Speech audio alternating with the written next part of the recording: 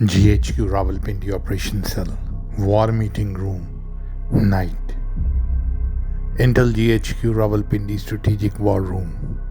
Flickering screens light up the faces of Pakistan's top military commanders. The massive digital display behind them shows Siachen, Rajouri, Tattapani and Kargil sector, pulsing with red alerts. Generals, spy masters, operation officers. The air is tense, voice is low, but fury simmers beneath the surface. Chief of General Staff stands at the head of the table. Brigadier Dharam is in Rajouri. RAW claims it's a joint training mission, but our intercepts tell a different story.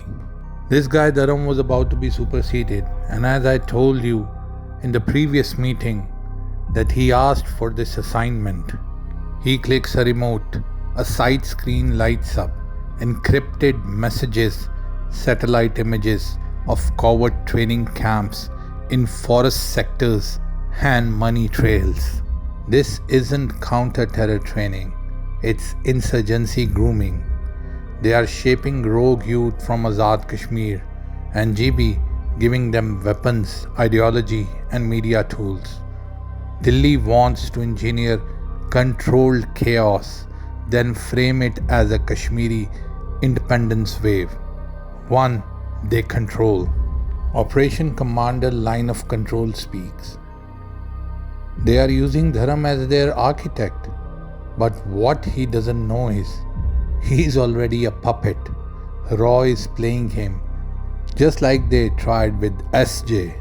Siachen Daraz commander speaks. And let's not forget what happened with S2 post. We gave in to the civilian pressure.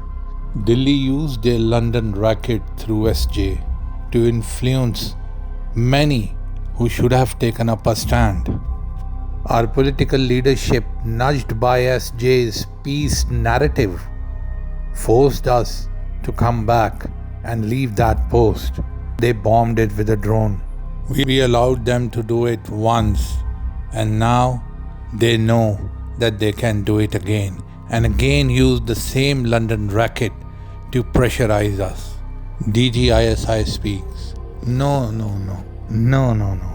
Well, I disagree with your point of view. Actually, we were too much inside the Indian terrain and very visible to the local population, so the Indians were facing a lot of backlash. And it's not a big deal as long as we don't let them come in and occupy those peaks. Also, we have submitted the actual CFL maps with the United Nations, and all those maps are including all this terrain. It's just a matter of time, decision and our resolve that we can cut this whole area out of the so-called Indian terrain legally. We have complete information of those leaders who went into India through Dubai, Muscat and then Nepal, and also those smugglers who do cross into Indian occupied Kashmir. They are the one who are channeling the funds back Indian assets in GB and AJK. We need to handle these simultaneously. As long as Brigadier Dharam and RAW operation is concerned, they will be using a BSF post. Let them reach their maximum configuration and keep an eye on them. And we will take them down once they complete their preparation. But first of all, I think we need to rebuild S2, brick by brick and armed. General Hussain calmly but sharp. That decision lies with this table. But I agree, the message was clear. Diplomacy is their decoy. Subversion is the real strategy. Recent chatter suggests RAW is planning to stage an attack during Amarnath Yatra. Their false flag playbook. Exactly, sacrifice their own pilgrims, blame us and sell the story to the world. They did it before, they did it many times. Remember Pulwama, Samjhota, Mumbai? Then why are we still in analysis mode? Deploy the ghost unit to Kashmir now. Make it surgical, silent and swift. Cut the head before the snake coils. We are already bleeding them in Siachen, Tiger Hill, Dalunang, all are with us. They sent their black cats, we buried them. Now they want to burn Kashmir from inside. They want a war, we will give them a war. General Adnan speaks. Okay, let's do that. Deploy ghost unit to Tatapani sector immediately. Recon, interception and neutralization of complete hostile networks. And what about S2? What about it? Rebuild S2. Reinforce it. If Delhi wants escalation, we will give them a summit. Intelligence officer stepping in. One more development. The protests across Azad Kashmir. Road blockages, agitation, not spontaneous. They are all funded, coordinated, amplified by Raw's digital assets.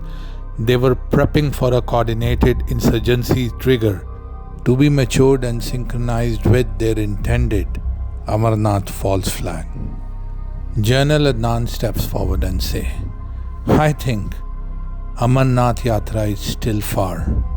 Once we take down their base, they're gonna hurry up their plan.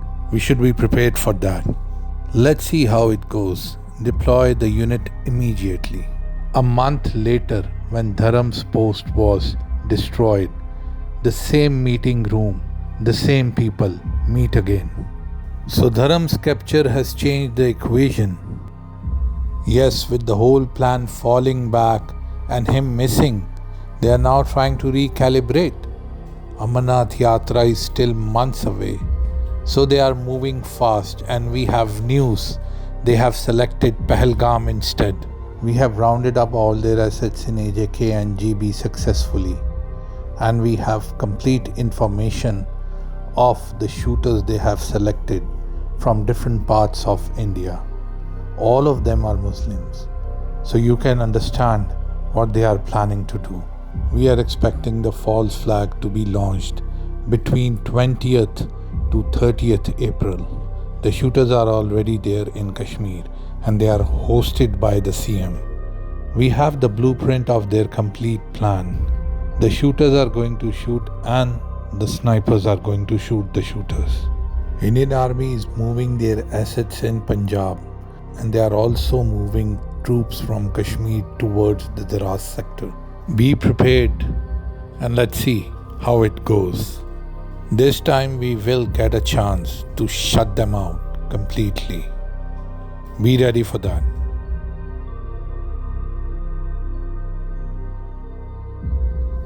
Maarka audiobook by Naveed Sheikh. Chapter 2, Sequence 2 ends here. Stay connected to sarias.com for Sequence 3.